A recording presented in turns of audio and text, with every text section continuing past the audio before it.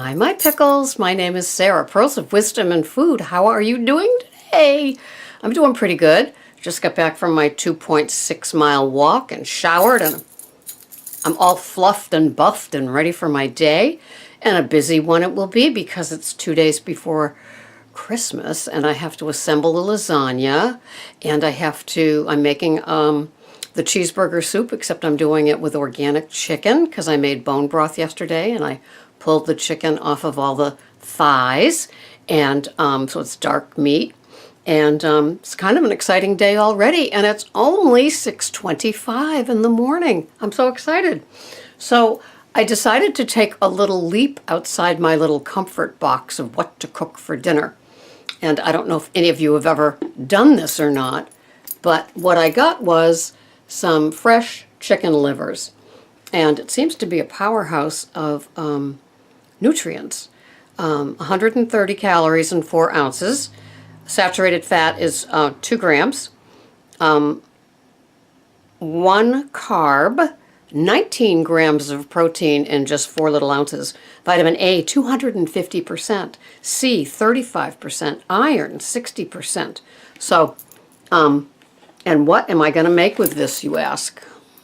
Heck if I know. No, I looked it up, and I'm going to make a chicken rumaki, and R-U-M-A-K-I, and I guess it was kind of a popular in thing back with Mad Men, because I guess, I'm not sure if this came out of the Mad Men recipe thing, but I Googled it and I found something that could be the best keto adapted.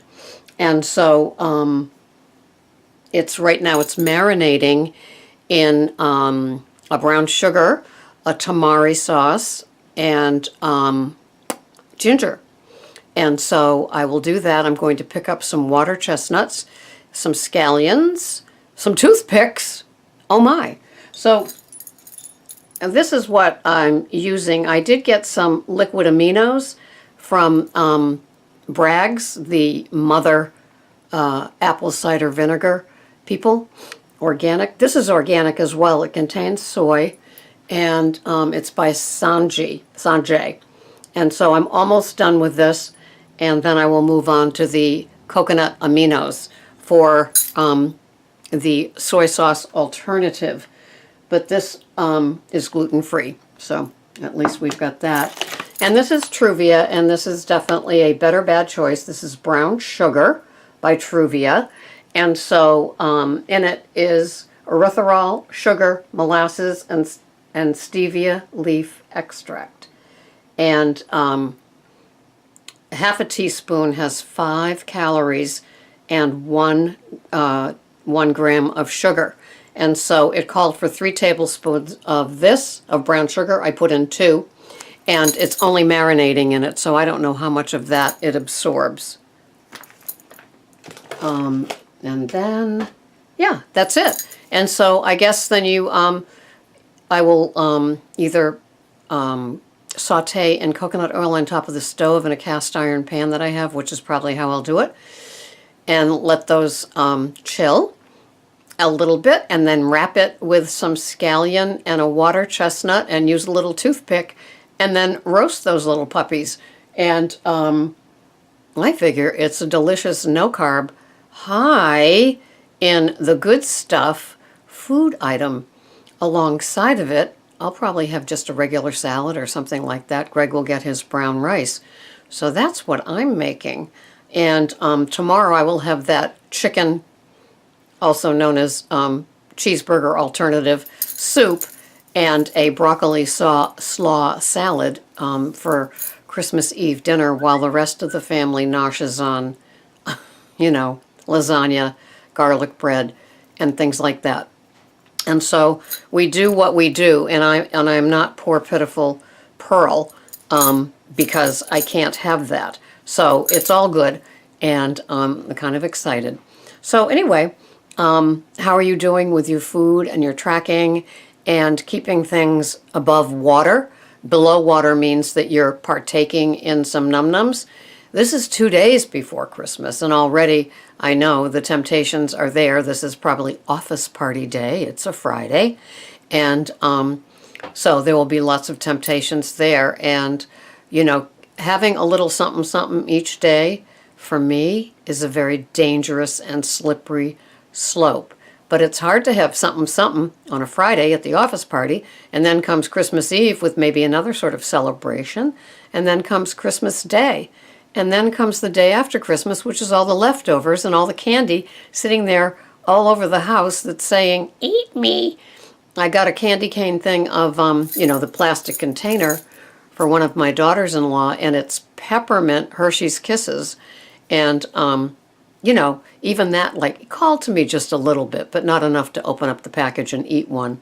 But the triggers are there everywhere, and we want all of us to be safe and happy and do the best we can.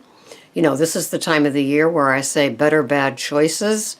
I think a keto food plan is pretty easy to follow if you're at some sort of celebration. Oh, I also have a Corando ham for Christmas Eve, so that would also be an alternative with my salad, and I will be totally happy.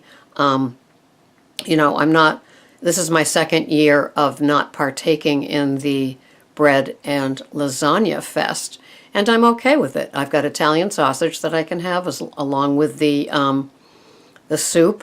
Maybe I won't even have to have the soup. I'll just have the Italian sausage, the ham, and a salad, and I'm totally happy. The Patriots are on. It's going to be game on, and so my food will be tracked. And if I have to have too much of anything, it'll probably be too much protein. And, there'll be a couple of tablespoons of EVU, extra virgin olive oil, on my salad. But I'm not going to deviate. Why? Well, one, I'd have to report back to you guys that I deviated. And what kind of example would that be? You don't want to hear me here saying I had a fail. I had a binge. I had a off-the-rails moment, and then expect you to stay on the rails, to not have a fail, to not have a binge, right? That's not fair. So I'm doing it, and I'm not saying if I can do it, you can do it. Oh, God, are those people annoying, aren't they? Because they have no idea. How do they have any idea about what our food journey or addiction is like for us? And just because they lost all that weight doesn't mean that it's going to be easy for any of us. Somebody commented me on YouTube last night, and they were talking about the nighttime eating, and they follow low carb, high fat, and they go to Weight Watchers. But the problem is the nighttime eating. And, we haven't visited that for a long time. That's when Sarah usually does a small little smackdown. But it's a very, very hard habit to break. How do I know? Because I had it. And I had to do all kinds of remedies, and just to list a couple right now, brushing my teeth as soon as I finish my dinner. So that's that. That's a wrap. Flossing right after dinner. So that's a wrap. And no food in the bedroom. That was another one. And then a big old glass of water with some magnesium right after dinner and before bed. And just getting used to it. Yeah, it's a white knuckler for a while. But soon enough, it becomes part of the past, and the bad habit becomes tamed, and you start just going without. There's no nighttime eating. For some people, they have to ease into it. They have to shift the carby, junky stuff into maybe a healthier choice, like a piece of cheese and an apple and some raw veggies, something like that. But to me, it's the habit. And my habit doesn't know the difference between celery and a Pop-Tart. My habit wants it because it wants it, right? So nighttime eating, no matter what, is off limits for me. It's a done deal. That's a wrap. And fortunately, it was a number of years ago that I tamed that demon, and I don't need to bring it back in. And now that I'm working overnights, I'm just having the liquids, because that would be a temptation I don't need. I don't need to eat on an overnight shift. I had a huge dinner. If I'm intermittent fasting, the way that I do it, from dinner until, and then I have my bulletproof coffee in the morning, until I eat my next meal between 10:30 and 11 the next day, well, my body's not used to eating midnight to 8 anyway, so it's not like I need something, right? All right, so stay safe. I'll let you know how this chicken rumaki made with chicken livers goes. Looks interesting to me. And have a wonderful day. Thanks so much for watching. This has been Sarah, Pearls of Wisdom and Food with Keto. Bye-bye for now.